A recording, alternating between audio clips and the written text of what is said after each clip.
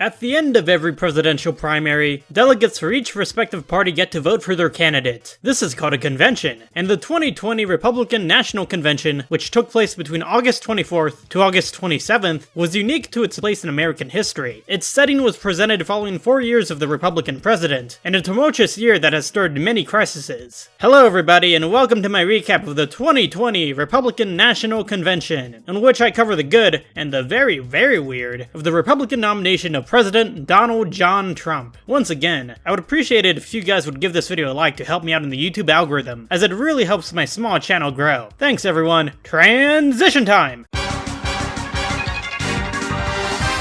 So in the build-up for the convention, Donald Trump settled on North Carolina to host the event. Trump faced no major primary battle within his own party, unlike with weak incumbents of the past who had similar polling numbers. In 1980, Jimmy Carter faced off with Ted Kennedy for the Democratic nomination and then eventually went on to lose his re-election bid, as well as with George H.W. Bush in 1992's Republican primary against Pat Buchanan. Trump's Republican base has held firm within the past 4 years, leading to an easy shoo-in when it came to the delegates renominating him. Once again, I'm going to rate the best part of the night by dictating the effectiveness of the messages at hand, how genuine they are and whatnot. Don't expect a detailed analysis on policy, but really on ethos. Also, if I say a speech is good, it doesn't necessarily mean I endorse the message of the speech. I'm not trying to advertise one party's beliefs over the other. The overall tone for the entire convention was essentially saying that if Trump isn't really elected, doom and gloom will follow, along with Democrats eating your babies. And man, were a lot of these speakers enthusiastic for 45. There's definitely a tonal shift when it comes to comparing the DNC with the RNC, a sort of a cult of personality. While the DNC is horrified with the prospects of a second Trump presidency, the Republicans are terrified about socialism invading the United States. Gotta love that bipartisan fear-mongering. So the first day of the RNC was filled with many interesting speakers. Probably the worst speaker of the night was Kimberly Guilfoyle, who was screaming through her entire speech, which made everything just come off as obnoxious. Like, I get it, you think Trump is Jesus Christ.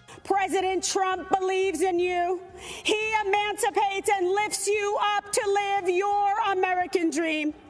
You are capable. You are qualified, you are powerful, and you have the ability to choose your life and determine your destiny.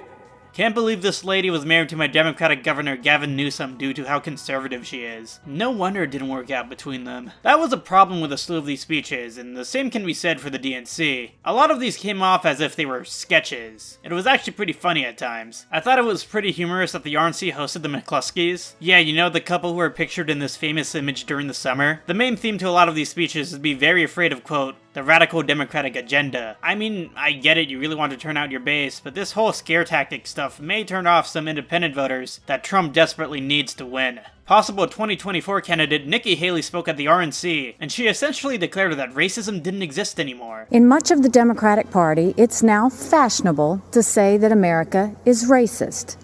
That is a lie.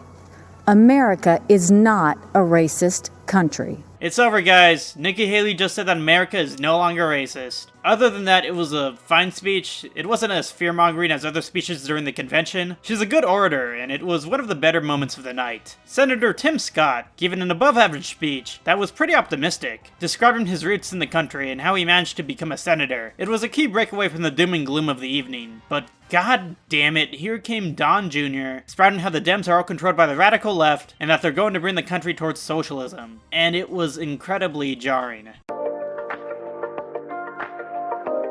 The second night of the event had most of Trump's family speak. I say most because god damn it, Barron Trump didn't get to speak. Let him on the podium, it would be so fucking cool. A slew of false statements were made, like saying Joe Biden wants to defund the police. I noticed that they were really going for the law and order theme at the RNC, similar to that of Richard Nixon in 1968, probably due to what's happening in Wisconsin at the moment. The Hatch Act, which prevents cabinet members of the Trump's administration from participating in political events such as the RNC, was completely ignored. But hey, what the hell are the Democrats going to do about it besides cry about it being stomped on? Secretary of State Mike Pompeo spoke about what he considered foreign successes under the Trump presidency. Hey, you can talk about how much you love Israel all you want, just as long as you don't fearmonger about the intolerant left for any longer. I can't take that crap anymore. Trump's children spoke, and they were indeed at the RNC, alright. Melania Trump capped off the evening by supporting her husband. It was a long speech lasting around 26 minutes, but it wasn't terrible. It's still jarring to know that somehow Melania is married to Donald, but I think we all know why. Melania showed empathy. She actually mentioned the crisis, which was absent for most of the night. Not a perfect speech by any means, but her effort of trying to humanize Trump, which most Americans have difficulty in trying to do so, was suffice enough.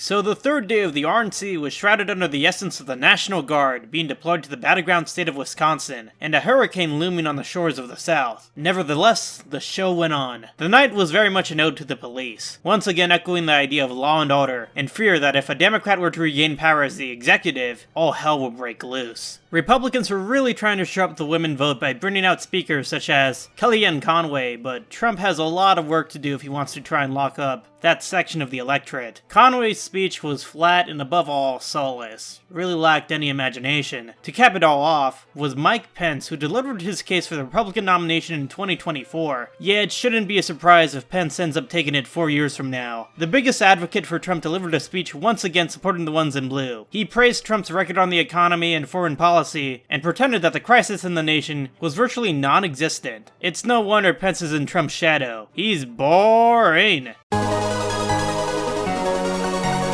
The final night of the RNC was a home run for the president. Whether you like it or not, the trend of American exceptionalism, that America could do no wrong, was in full force on the final day. The Republican strategy is to make Americans feel good again following the course of the past year, that the best is yet to come, and that Trump will guide the economy back to a resurgence. A stronger and more captivating message than the Dems simply stating that Orange Man is bad. Ivanka Trump delivered a speech in which she admitted that her dad's style wasn't for everyone, but to look at the results of his administration. Like in 2016, Ivanka introduced her father, and in quite possibly one of his most pivotal moments of his political career, Trump delivered his second nomination speech in front of the White House, showing off that he is indeed the President of the United States. It was a long speech, but I'll be damned if I didn't say it electrified his base. The speech went on for a little over an hour, compared to Biden's speech from last week that lasted 20 minutes. In it, Trump covered much ground, and actually promoted optimism for his re-election campaign while also attacking his opponent. Somehow, Trump's speech managed to provide more details about policy than Biden. Also in the world of the GOP, the pandemic doesn't exist. Just watching that many people without a mask clapping and cheering really made me think, I'm really glad I'm not there right now. I'm unsure if this speech will do anything to bounce Trump ahead in the polls, besides giving him a slight boost upon independents who are unsure. The speech ended with a firework display above the White House, while people protested nearby, declaring that Trump presidency was a failure. BARRON Trump was there as well, and although he was near the podium,